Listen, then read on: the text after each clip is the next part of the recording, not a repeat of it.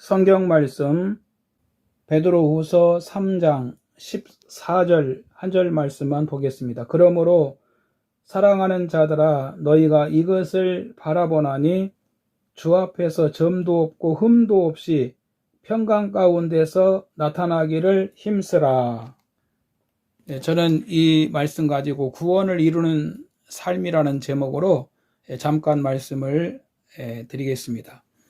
여름에는 모든 식물들이 성장하고 열매가 맺히면서 결실을 준비하는 계절입니다. 식물들이 무더위에 성장하고 열매 맺는 기회를 놓치면 제대로 결실할 수가 없습니다. 우리 신앙생활도 마찬가지입니다. 마음만 가지고는 신앙이 성장할 수가 없습니다. 신앙생활을 위해서 경건의 훈련이 있어야 합니다. 그런 면에서 오늘은 회개에 대한 말씀을 나누도록 하겠습니다.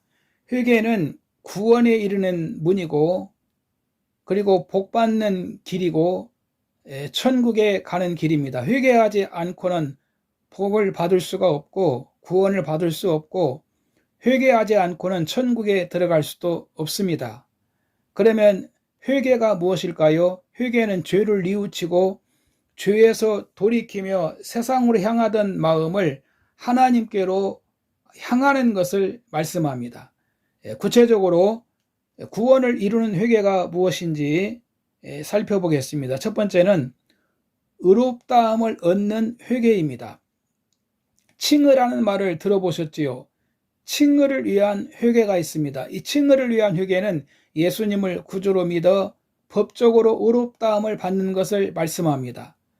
예수님을 하나님의 아들로 나의 구주로 믿고 있습니다. 예수님을 구주로 믿고 있다는 것은 성령의 인치심이 계셨다는 것입니다. 그동안 하나님을 믿지 않고 살았습니다. 내 마음대로 살았습니다. 성경은 사람이 하나님을 모르고 살고 있는 것을 정상이라고 하지 않습니다. 이것을 원죄라고 말씀합니다. 죄에 대하여라 하면 저희가 나를 믿지 아니하며라고 하셨습니다. 그런데 전도를 받고 교회에 다니기 시작을 했습니다. 그리고 어느 날부터인지 예수님이 하나님의 아들이시고 나의 구주이신 것이 믿어졌습니다. 그래서 예수님을 구주로 믿고 세례도 받고 신앙생활을 하고 있습니다. 이것을 예수님을 나의 구주로 믿음으로 칭의, 의롭다함을 받는 것이라고 말씀합니다. 회개를 통해 구원의 관문에 들어와서 칭의를 받은 것입니다. 예수님이 나의 구주이신 것을 믿고 죄에서 돌이킨 것입니다. 두 번째는 성화를 이루는 회개가 있습니다. 사람이기 때문에 회개하고 구원의 문으로 들어왔어도 살다 보면 계속 회개할 일이 생기는 겁니다. 교회 다닌다고 그 다음부터 아예 죄와 담쌓고 살 수 있습니까? 교회 다니기 전에는 죄가 뭔지도 모르고 살았습니다. 신앙생활을 하게 되면서 죄가 무엇인지 알게 되었고 예수님만이 구원자시라는 것을 믿고 살지만 그렇다고 죄를 아예 한 번도 안 짓는다고 할 수가 없을 것입니다.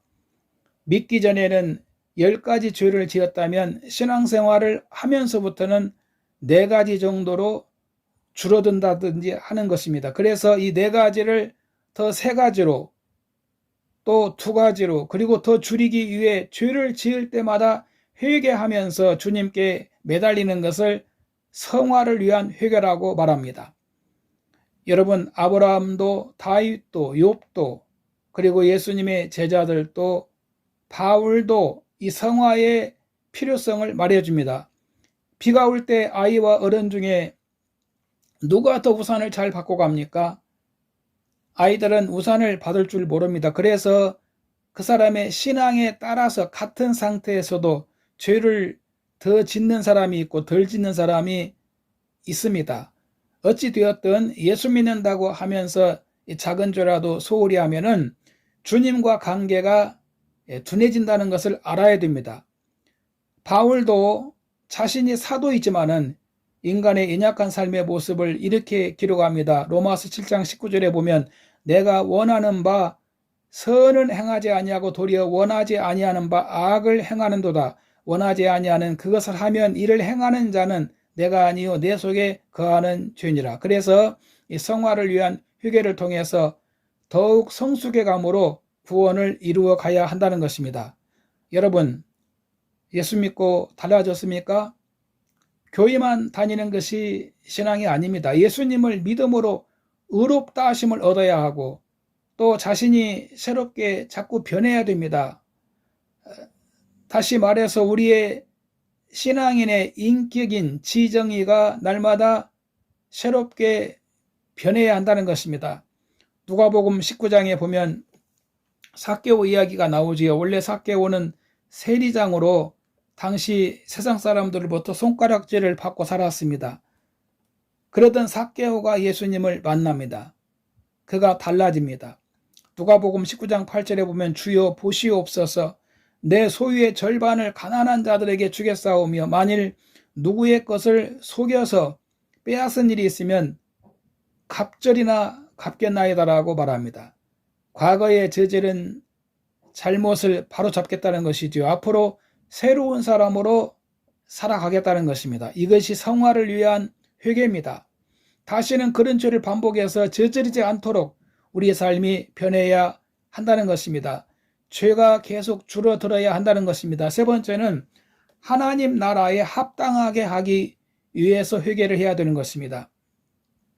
본문에 보면은 너희가 이것을 바라보나니 주 앞에서 점도 없고 흠도 없이 평강 가운데서 나타나기를 힘쓰라.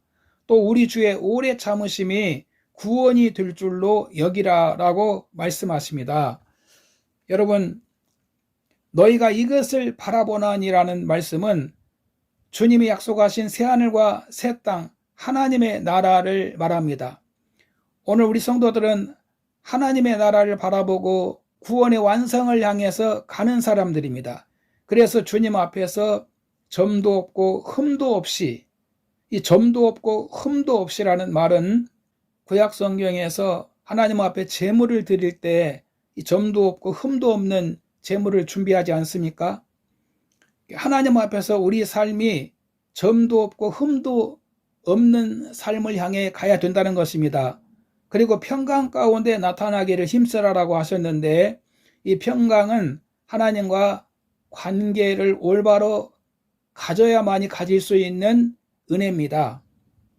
여러분, 이같이 우리가 하나님의 나라를 바라보면서 주 앞에서 점도 없고 흠도 없이 그리고 하나님과 아름다운 관계를 가지면서 살아야 한다는 것입니다. 우리 주님은 이 일을 위해서 우리를 향해서 오래 참고 계시다는 것입니다. 이것이 바로 우리가 구원을 얻을 수 있는 길이라는 것입니다. 결론입니다. 여러분, 예수님이 구주이심을 믿으십시다. 날마다 또 성화가 되도록 힘써야 됩니다. 그래서 하나님 나라에 합당하게 살아야 됩니다. 우리 모두에게 하나님이 주신 이 산 소망이 더욱 빛이 나기를 주님의 이름으로 바랍니다.